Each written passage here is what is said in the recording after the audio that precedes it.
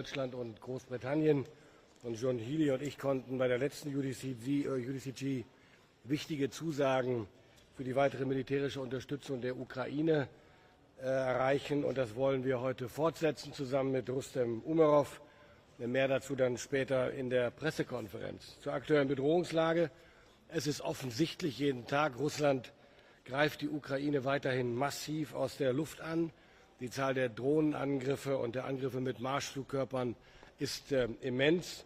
Immer wieder, jeden Tag sterben unschuldige Ukrainerinnen und Ukrainer bei diesen Angriffen oder werden verletzt. Russland greift gezielt und mit voller Wucht zivile Infrastruktur an. Das Ziel dahinter ist klar, die Moral der ukrainischen Bevölkerung zu erschüttern und den Widerstandswillen zu brechen. Gleichzeitig gibt es massive Truppenbewegungen auf dem Boden. Russland versucht, muss man sagen, bislang mit begrenztem Erfolg, aber immerhin doch mit Erfolg in der Region Sumy territoriale Gewinne zu erzielen. An der Stelle muss man aber sehr deutlich sagen, die Ukrainer nehmen uns immer wieder für sich ein und verdienen unsere Bewunderung für das, was sie leisten. Sie verteidigen sich sehr erfolgreich und sehr zäh, unter anderem in Pokrovsk. Seit Monaten heißt es immer wieder, es ist nur noch eine Frage der Zeit, bis Pokrovsk fällt. Es ist bis heute nicht gefallen.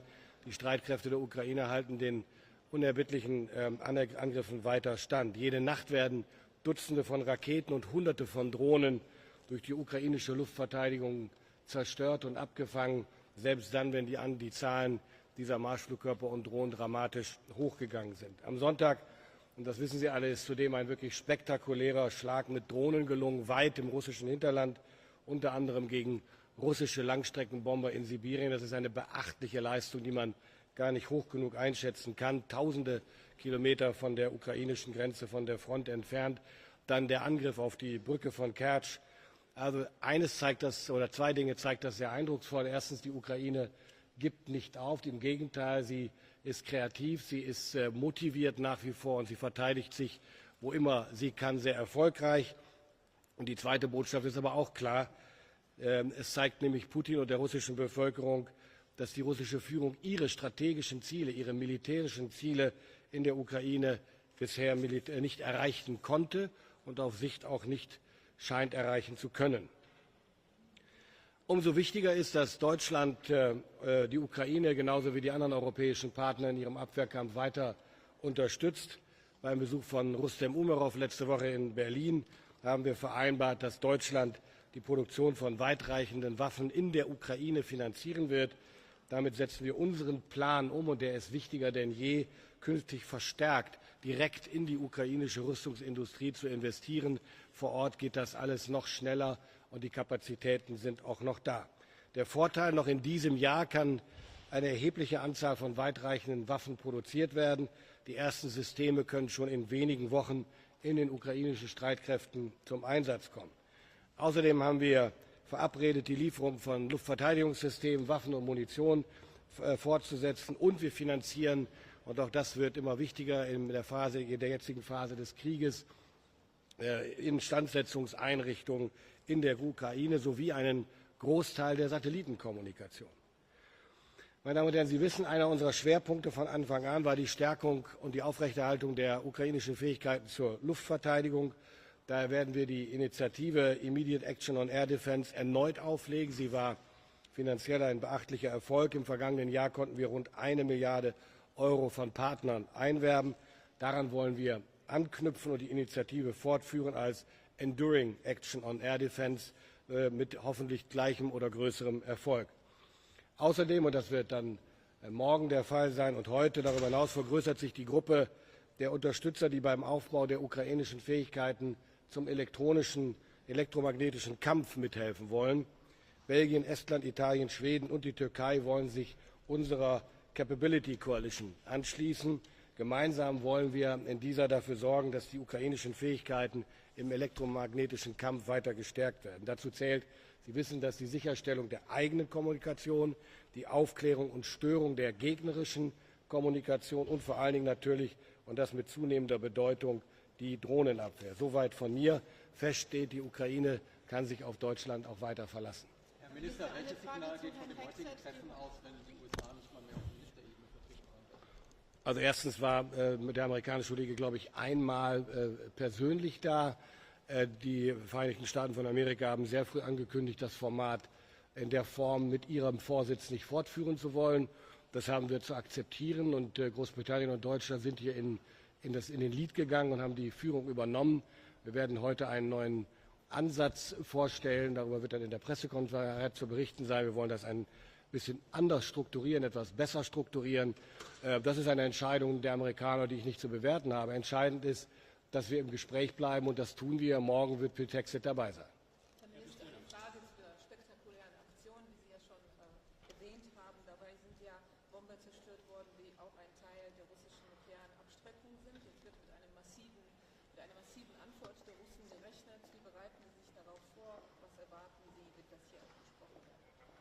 Also Rustem Umerov wird sicherlich dazu nachher Ausführungen machen, womit sie rechnen und worauf sie sich vorbereiten.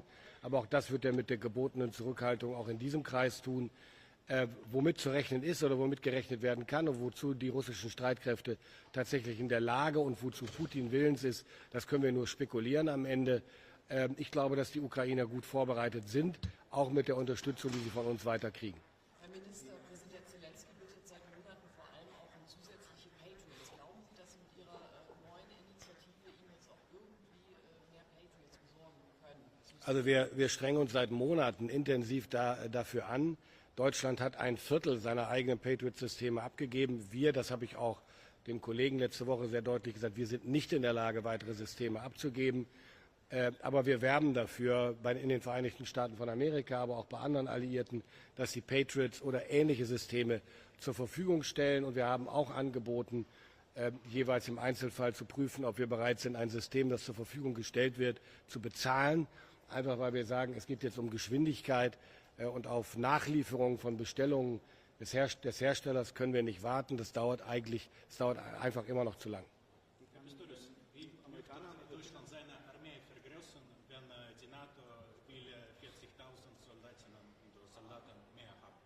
Wie wir das machen wollen? Naja, indem wir erstens die Attraktivität des Dienstes bei der Bundeswehr deutlich erhöhen wollen. Wir haben einen ersten Schritt dazu gemacht durch das Artikelgesetz vom Anfang des Jahres. Das ist ein echter Paradigmenwechsel, von der Öffentlichkeit kaum zur Kenntnis genommen, aber es ermöglicht viele Dinge, die vorher nicht möglich waren. Und schon vor diesem Gesetz ist es uns gelungen, im Januar, im Februar im Vergleich zum Vorjahresstichtag die Zahl der Einstellungen im militärischen Bereich um über 20% zu steigern. Das reicht noch nicht, aber es ist ein wichtiger Einstieg und diese Kurve wollen wir weiter nach oben laufen lassen. Und gleichzeitig werden wir über den neuen Wehrdienst zusätzliche junge Männer und Frauen, sobald das Gesetz in Kraft tritt, Ende des Jahres hoffentlich dann für die Bundeswehr gewinnen können.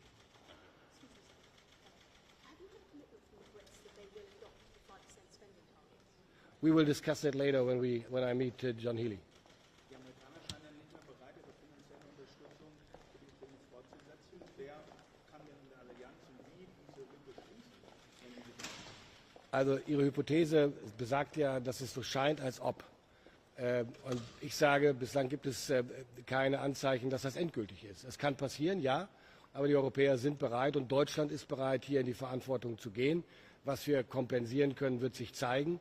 Wir zeigen aber sehr klar, dass wir entschlossen sind, die Ukraine hier nicht alleine zu lassen und zu tun, was nötig und möglich ist, um die Ukraine in ihrem Abwehrkampf zu unterstützen. Und wir setzen weiter darauf.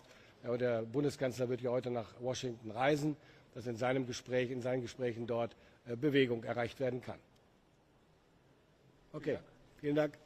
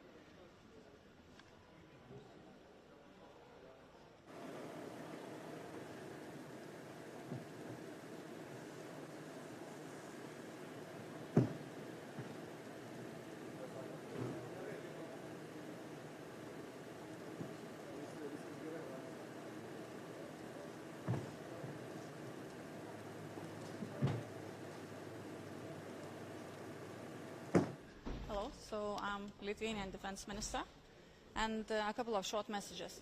So first of all, defense investment pledge 2032 should be out of question. It's definitely too late.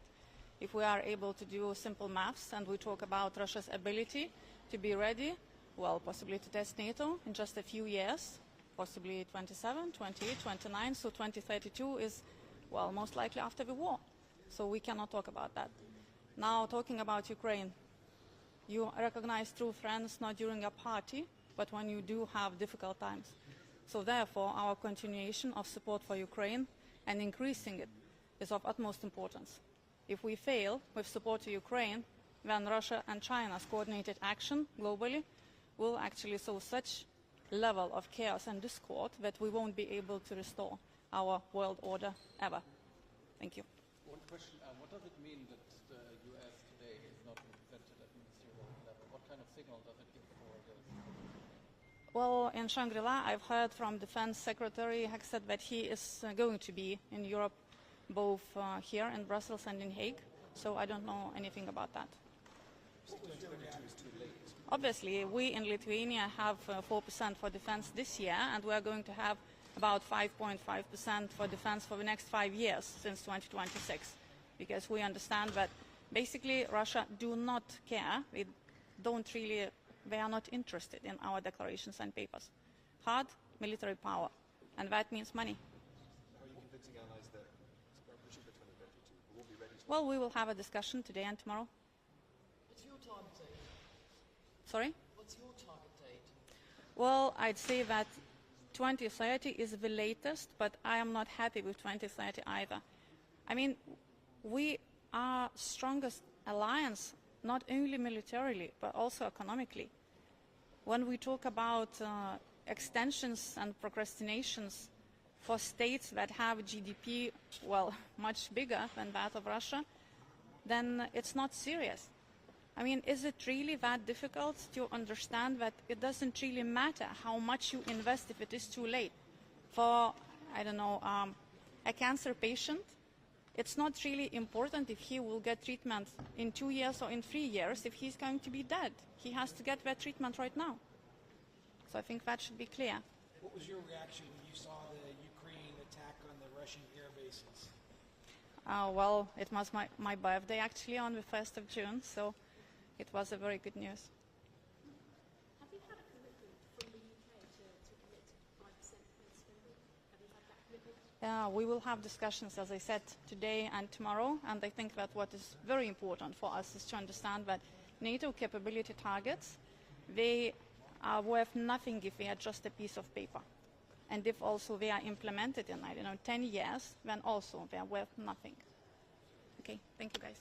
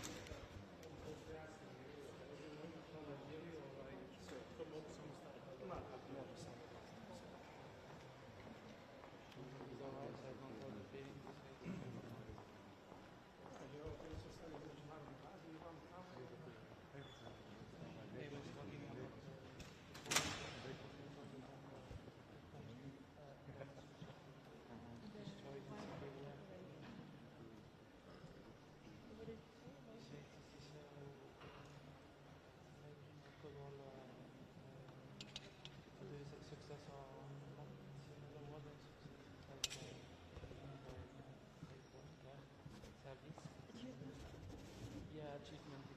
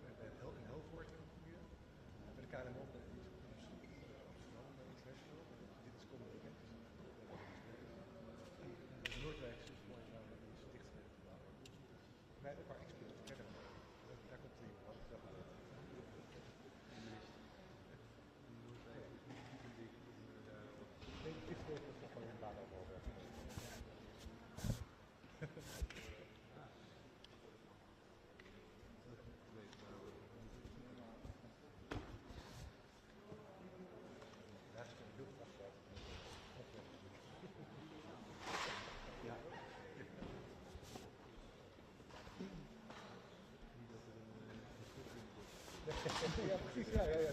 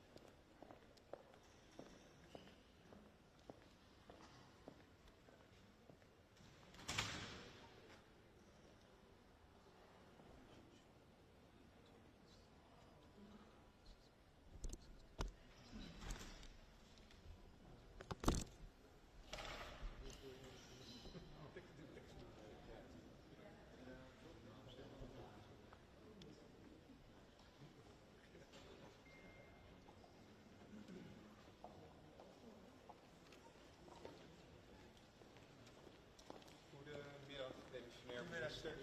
Goedemiddag. Kunt u ons duidelijk het verslag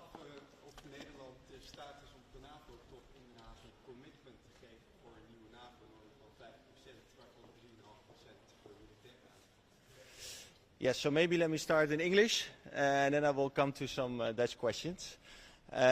We in the Netherlands have a new political situation since yesterday, but regarding international security, regarding defense, our support to Ukraine, the position of the Dutch government will remain the same. Our efforts will remain the same. So basically we will continue business as usual, you could say, because of course the international threats are still the same. And in order to protect ourselves and to strengthen both our military and our alliance, we need to continue the important work we do. So the efforts and the position of the Netherlands will remain similar. For today's UDCG, I announce a new support package of 400 million in maritime security. This will include more than 100 vessels, patrol boats, transport boats, interceptors, special operations craft, so a broad array of more than 100 vessels. Secondly, the package also includes sea drones, over 50 sea drones.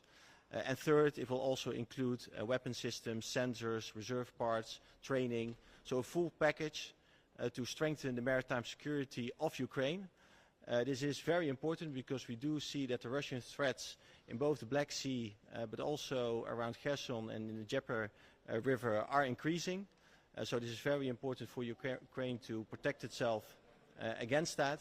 And also, of course, we want to support Ukraine in freedom of navigation and maintaining the trade routes and the sea routes. So an important support package that we announced today. What kind of signal is coming from this UDCG when the United States are not even represented at ministerial level anymore? We do know, of course, that the position regarding military aid of the current administration has changed. But we do need to see also in the upcoming weeks and months what that means. We also see that Russia and Putin are not willing to truly negotiate.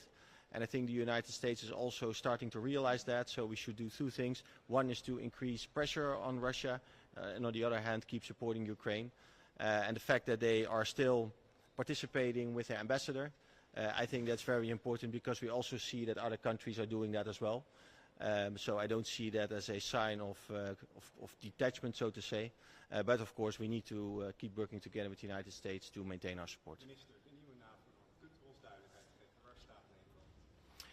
Wij hebben steeds gezegd dat wij het van belang vinden dat er een nieuwe norm wordt afgesproken, omdat de investeringen in defensie omhoog moeten. We hebben ook gezegd dat we het van belang vinden dat 32 landen dat die op één lijn komen wat dat betreft.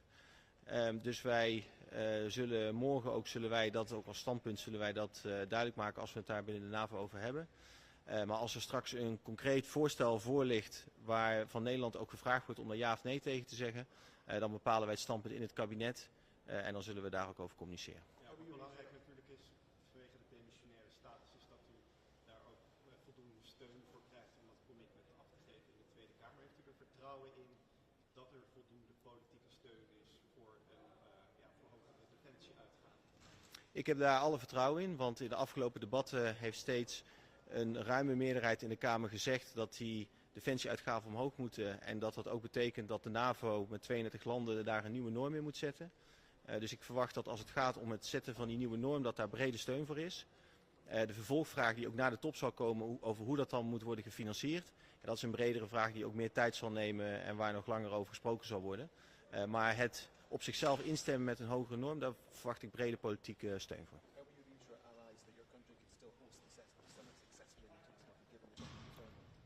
Yeah, so it will not have any impact on the NATO summit. In the Netherlands, we are quite used of having a caretaker government for a longer time. That's partly because we had a few elections over the last couple of years, but also because creating a new coalition always takes some time. It can be half a year or sometimes even longer. So what we saw last time as well is that the caretaker government was still as active as normally regarding many topics. And as I said before, we as the caretaker government have decided to keep doing the same thing when it comes to defense, international security and foreign affairs. So also regarding the NATO summit, we will make this a great success. We will set a new ambition with 32 countries in unity. It's going to be a successful summit. No one, no visitor, no participant will see or experience any difference. Do you think it would help if other leaders and the Secretary General would appeal on the Dutch Parliament to allow the caretaker government to take a position on the summit on the 5%? Or do you think in Parliament it's already well known how the Secretary and the other leaders are thinking about this issue? No, I think most parties or many parties in the Dutch Parliament, they do understand the threats that we are facing. They do understand the necessity to invest more in defense. They also see the value of setting a new norm, of setting the Hague investment pledge. They expressed that in previous debates as well. So I don't think that they need another call from anyone. But it's always good, of course, to have different people explain, Secretary General of NATO, also military commanders, also defense ministers like myself, to explain more about the threats that we are seeing, but also our intelligence agencies are seeing, and therefore also explaining the need for our security to invest this additional amount of money.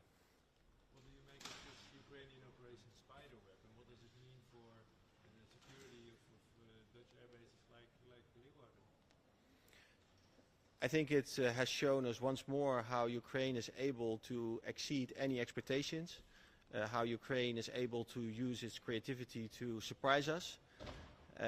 What we have seen also over the last couple of days, I think that Ukraine has shown us that if we keep supporting them and if our deliveries remain solid, that they can do remarkable things. So for me, it's only an encouragement to do even more.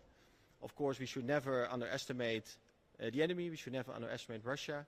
And also look after our own security, also of our own military bases. That remains important. But we don't see any new threats after what Ukraine did, so that's not a reason now to do something addition. But we need to remain alert and first and foremost support Ukraine to make sure that they can continue the fight. Do you think that 2032 is a realistic goal? One of your colleagues just reminds that it will be too late, it will be after the war. So we do need to talk about this. I think we need to find a balance between the military necessity, the financial, where the countries can implement it, where the countries can financially include it in their budgets. We also need to make sure that 32 countries are aligned on this. So we need to find a balance with this. But given, if I look at it from a military perspective, of course there is a great urgency. So we should not set the goal too far into the future. Sir, do you believe a 5% amount of GDP being spent on defence, which is now being demanded by the Americans, is realistic? Is that something that you could afford? So I think there are two things that we need to separate. One is to set the goal. In The Hague at the next NATO summit, I think it's important to agree on a new goal because we need to increase our defense spending. And then the question is, of course, how are you going to fund this? And that question is different for every country. We in the Netherlands, we're also going to discuss that to see how we can do it. And it's not easy because we are slightly above the 2%. So if you want to get towards 3.5% or even further, then that requires some serious measures and some serious changes in your budget. And we also in the Netherlands, we will need to take some time in order to get there.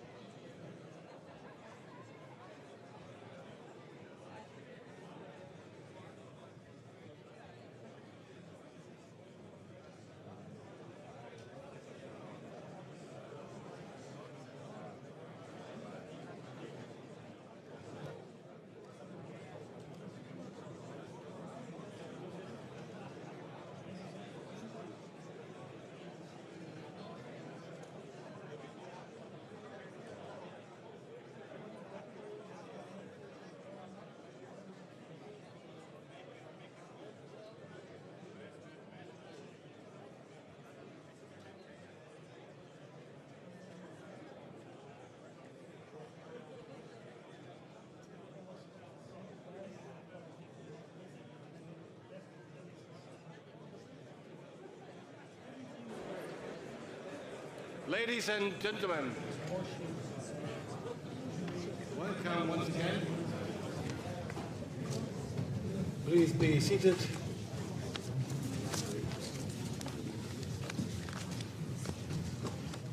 I'm very happy to see you all here again in Brussels for our UDCG. President Zelenskyy is already online, or not yet? I don't know. Yeah. Rustam, John, Mark, Rutte, my friends, welcome to the 28th UDCG, and thank you all for joining us in this meeting of the Rammstein group here in Brussels. Mr. President, dear Volodymyr, it is a great honor to have you with us today. Your presence at today's UDCGs sends a strong and clear signal not only of partnership but also of unity and resilience. It means a lot to us to hear directly from you about the realities on the ground and the needs of your country. These personal insights are indispensable addition to existing reports or briefings. I'm sure they sharpen our sense of responsibility once more. Your leadership continues to inspire us, as does the strength and courage, the unity and resilience the Ukrainian people have shown every day in the face of this ruthless war. Let me reassure you, we stand firmly by Ukraine's side, now and in the future. We will continue to support your country politically, financially, militarily, and in humanitarian terms, for as long as it takes. Thank you for being with us today, and let me now, without further ado, give the floor to you.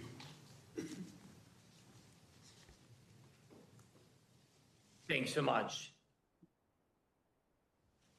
Thank you so much. Dear friends, dear ministers, Minister Pistorius, thank you so much for strong, warm words. Thank you very much for your support. And thanks to all of you partners, friends, ministers and generals. Thank you for standing with us, with Ukraine, and for helping us defend our country, our independence, and the lives of our people. Today is a deeply symbolic and painful day. Every year on June 4th, we honor the memory of the Ukrainian children who were killed by Russia in this war. We know of 631 children with names and surnames who have died as a result of Russian shelling, airstrikes, and missile attacks since the start of the full-scale invasion. And if we count from the beginning of the war in 2014, 872 children have been killed. But tragically, this number is not final.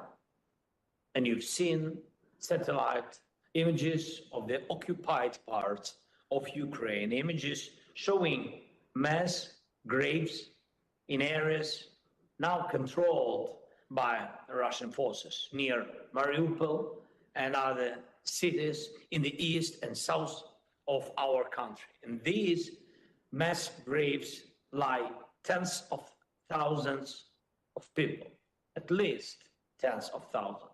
And Russian army has turned our cities and villages in Donetsk region and beyond into ruins. And this is exactly what we are fighting to stop. We are fighting against death, the death that Russia is bringing to our land. Dear friends, let us now take a moment of silence to honor all Ukrainian children and all our people, civilians and soldiers, whose lives have been taken by this war. Please.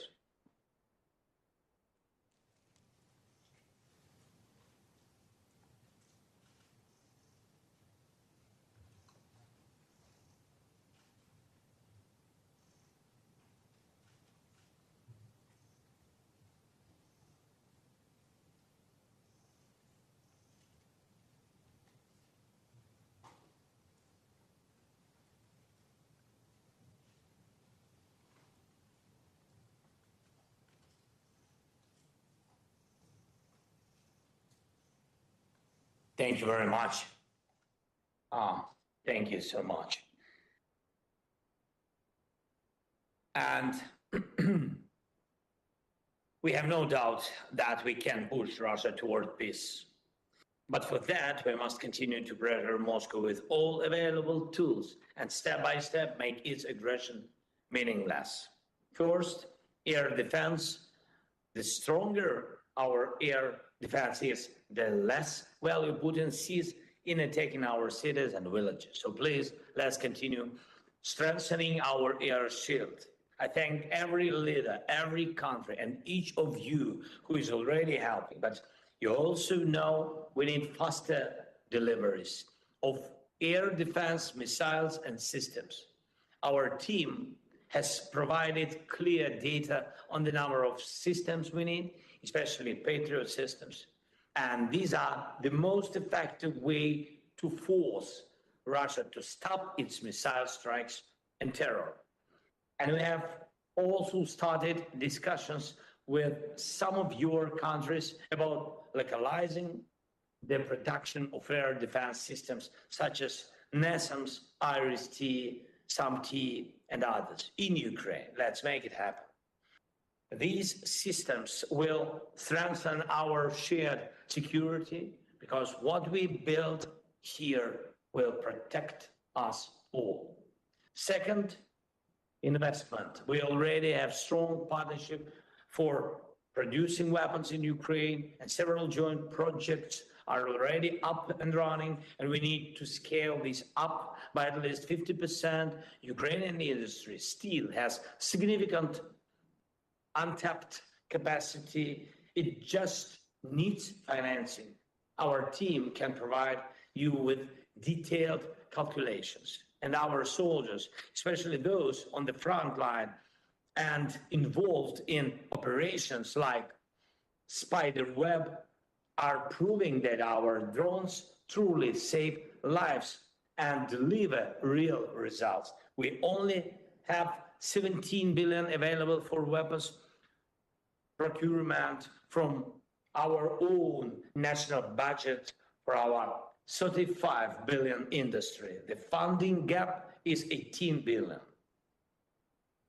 It's crucial that today's Ramstein meeting results in real agreements for joint production and investment in Ukraine's defense industry. I urge you to stay fully engaged in building new defense packages for our soldiers. Third, the coalition of the willing. We have already started working with some of the countries here on real security guarantees and political steps to prevent the war from spreading or starting again. I thank each country already involved, but we need to stay practical to prepare decisions, infrastructure, and coordination. Let's speed this up at the team level. And, dear friends, one more thing. We must not allow Russia to blur reality or mislead the world. Moscow must be forced into diplomacy. We need ceasefire. We need real peace. We need real security. And we must use every method available to achieve this. Our front line and our defense, our production and technology, our work to build a real security architecture. And we must be effective in all of it, I'm sure. Thank you to everyone who is helping us. Thank you. Slava Ukraini. Thank you, Mr. President, for your introducing remarks. I could not agree more. It's about support Ukraine as long as it takes and whatever we are able to achieve within our within the limits of our available means. This is the absolutely most important thing we have to achieve in the weeks and months to come. And beside that, I could not agree more when we talk about ceasefire and real peace. And it is not about peace for any price, it's about peace and freedom and sovereignty. So let's work on that together in the month to come. Once more, a warm welcome on behalf of John and me to all of you joining us and accepting our invitation once more. And let me highlight in the beginning, quite personally, first of all, I'm back on board and have just started my second term as Germany's defense minister. I'm really happy about that.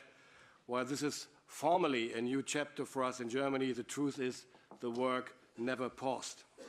Following up on our conversation in Berlin last week and to what I said earlier, Rustem, let me again assure you that our support for Ukraine will continue to be a priority, both for the German government and also for me personally. This is a matter close to my heart. Germany wants to help Ukraine end this war from a position of strength. Russia resorts to anything to achieve its aims.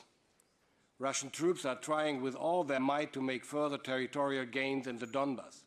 They continue to target Ukrainian cities and civilian infrastructure with air and drone strikes, including in areas far away from the front line. However, to me, this is a sign of weakness, not of strength.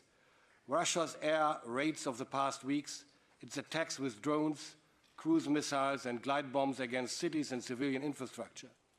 These are all signs of moral and military weakness. These actions are Russia's attempt to hide the fact that its frontline troops are making hardly any progress against Ukraine's brave defenses. Russia's illegal war is killing not only Ukrainian military personnel, but also Ukrainian civilian men, women, and children. At the same time, Russia pays no mind to its own losses. Every inch of Ukrainian territory they capture comes at such a devastating cost, paid for with losses we cannot even imagine. Yet Putin has not accomplished any of his strategic goals. A military success of Russia is neither imminent nor to be expected. Putin could put an end to this war now. However, Moscow has made it clear that it is unwilling to find a peaceful solution, continuing to insist on its maximum demands while continuing hostilities on every level. But Russia will fail, because brave Ukrainians are defending their country and their freedom, confronting the Russian aggressor with great resolve. And because we are supporting Ukraine in its defense, with weapons, ammunition, training, with everything it needs, and for as long as it needs. We will continue to expand this support, and we will maintain it for the long term. This is what the coalition stands for. Russia would be mistaken to believe otherwise.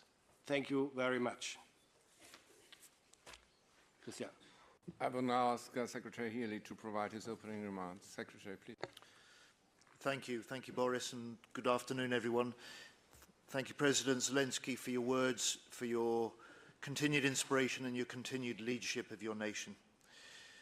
It's an honor to be sitting next to my friend, Rustem Umerov here, who is playing such a vital role in Ukraine's fight, but also in Ukraine's peace negotiations as well. Friends, we meet in the shadow of the worst Russian drone attacks against Ukraine since the start of Putin's full-scale invasion. Cities hit, homes destroyed, civilians killed, and Russia is now routinely firing over 300 drones a day into Ukraine. This is a significant shift, and this is a rate of fire that could be sustained throughout 2025. And 3.5 years into this war, President Putin continues to prove he's not for peace. He remains set on death, destruction, and destabilization. Russia's industrial base remains on a war footing. Russia's government budget is 20% spent on the military, and Russia continues to frustrate the ceasefire talks. And yet Ukraine continues to fight with such huge determination and courage, continues to inflict deep damage on the Russian military. But they want this war to end. They want to get back to living without fear and without Putin's terror. Ukraine, the US, all of us here are calling for that ceasefire, are calling and working for that peace. We are for peace, but Russia continues the war. And until Putin proves he's serious, the fighting goes on. And until Putin proves he's serious for peace, the role and responsibility of this Ukraine Defence Contact Group goes on. It becomes more important. We're a group of nearly 50 nations working through 10 capability coalitions. Each of us understand that Ukraine's ability to resist and to prevail depends on our enduring, our coordinated and our accelerated support. That is our shared responsibility. So we must step up, we must not step back. For our part, the UK will this year increase tenfold the delivery of drones to Ukraine. 10,000 last year, we aim for 100,000 this year. On munitions, last year we supported the Czech initiative, we continue to do so this year, but since January we've also delivered over 140,000 artillery shells on top. And on training, we trained Ukrainians through our Op Interflex in the UK. This year we've expanded those training operations both at home and abroad, and will invest £250 million in that training of Ukrainian forces during this year. So as Putin's brutality continues, so must our resolve. We must ensure that Ukraine's forces have what they need, when they need it, to continue their fight. But this is not just Ukraine's battle. It's a battle for the security of Europe, for our security today, tomorrow, and for our future generations. Thank you. Thank you very much, Secretary. We would like to now ask the press to depart.